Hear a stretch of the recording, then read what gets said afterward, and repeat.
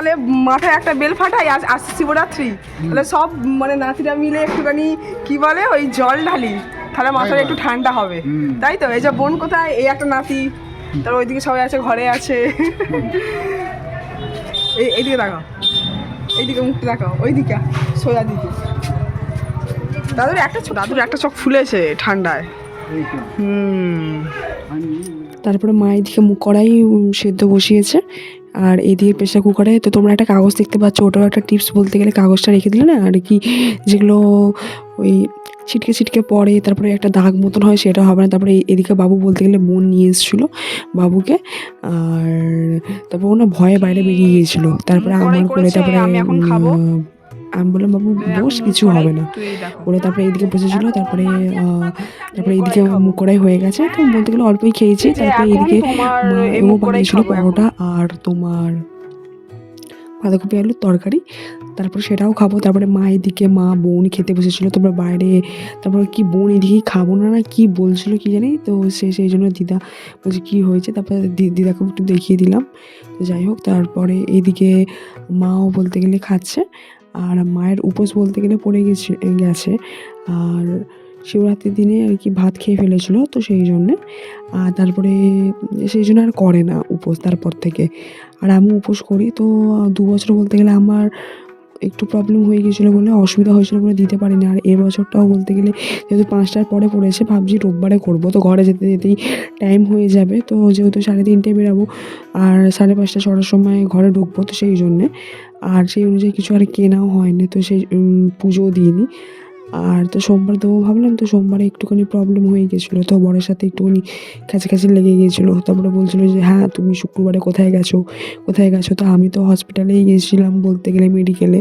হ্যাঁ, তো আর কি সেই মানে কিছু বলিনি। তারপরে একটুখানি প্রবলেমই চলছে বলতে গেলে।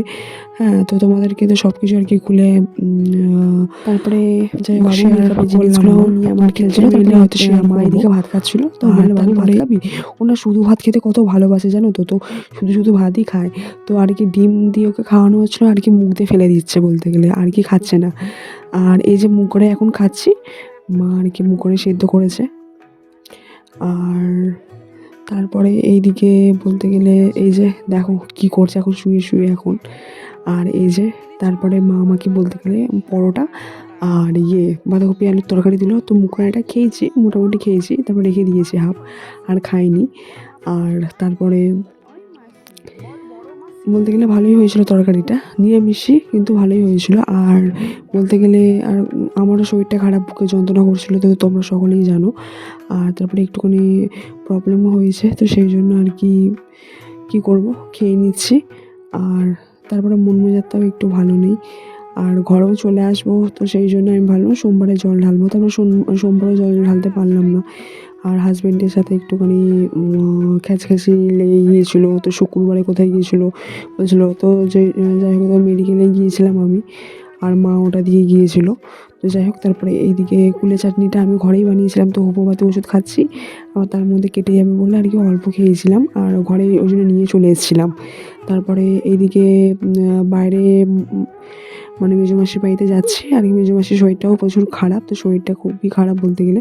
তারপরে মা এদিকে বাইরে বেরিয়েছিল, আর বোন এদিকে বলতে গেলে, আর সামনে যেহেতু বাড়ি মেজোমাসির সামনে, দেখতে পেলে মাসির শরীরটা প্রচণ্ড খারাপ। তারপরে মাসি বাড়ি বলতে আমাদের থেকে কাছে, তো মাসির বাড়িতে এসে মাসিকে দেখে গেলাম যাওয়ার টাইমে।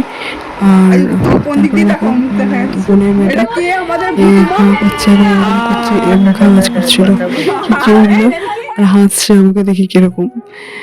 আর তারপরে দেখো ও একবার আয়নার দিকে দেখছে, একবার আমিও হাঁ করছি, ও হাঁ করছে, এই দেখো দেখতে পেলে। আর মুখটা ঠোঁটে কিরকম করছে দেখো, এই দেখো কি কিউটের ডিব্বা। তারপরে এইদিকে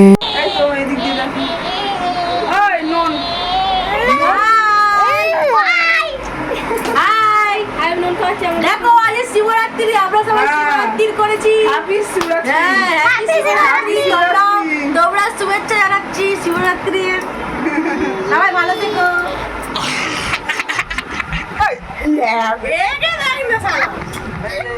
মাসির এখন খারাপ, মাসি এই ওরকম করিস না, মাসি এখন শুয়ে আছে এখানে, মাসি খুব শরীরটা খারাপ তো সেই জন্য। আর এই যে এখানে পুচকে আয় হায় আয়, ওখানে মা আসছে, ওখানে দিদা আসছে, আর এখানে পুচকে আর আমি সামনে সামনে সামনে ফোনে দেখো ফোনে। তারপর 3:30 লোকাল ছিল আর মাসিদের বাড়িতে থেকে চলে এলাম। তখন 3:15 নাগাদ এরকম, আর কি বলতো 4টের সময় না লোকালটা আসে বলতে গেলে। আগেবারও দুবার এসেছি, তখনও আর কি 4:10 এরকমই এসেছিলো। আর ঠিক টাইমে বলতে গেলে আসে না, লেটেই আসে। আর আগের বারে যখন লাস্ট আর কি ঘর থেকে গিয়েছিলাম তখন আর কি ঠিক টাইমে এসেছিলো, মানে ওই একদিনই ঠিক টাইমে এসছে। তারপরে এইদিকে সবাইকে বললাম একটু তাকিয়ে দিতে। আর তারপরে এইদিকে একটা দাদু বয়স্ক ছিল আর কি, সে বলতে গেলে হ্যান্ডিক্যাপ আর কি, হাত পাগুলো কীরকম ভাঙা, সেই লুলো টাইপের। যাই হোক, তারপরে বলছিল যে এদিকে সবাইকে বলছিল যে একটু তুলে দাও না গাড়িটা।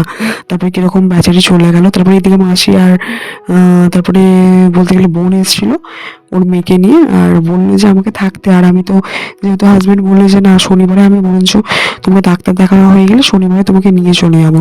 তবে তো আমি প্রত্যেকবারই যখনই আসি তখনই ঝগড়া করেই আসি বলতে গেলে, কখনো ভালো মুখে পাঠায় না। আর কি বলবো, সময় পড়লে সব কিছু তোমাদেরকে শেয়ার করব। আর তারপরে বলতে গেলে আর চলে যেতে হয়েছিল ঘরেতে, তো মনটাও খারাপ লাগছিল।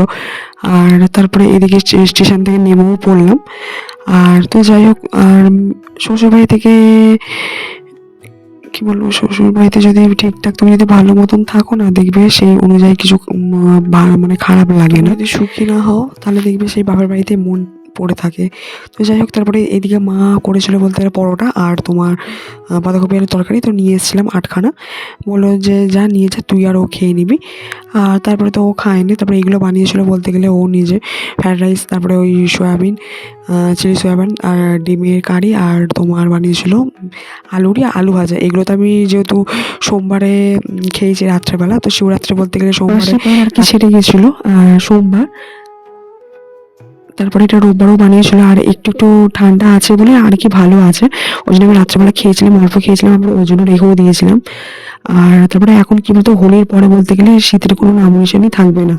এখন তাও একটু ঠান্ডা আছে, এরপরে তো 2 দিন বাদে তরকারি বলতে গেলে খারাপই হয়ে যাবে। আর আমার চ্যানেলটিকে তোমরা please like comment share subscribe করে দিও। ততক্ষণ তোমরা ভালো থেকো, সুস্থ থেকো। তো দেখা হবে নেক্সট ব্লগে। বাই।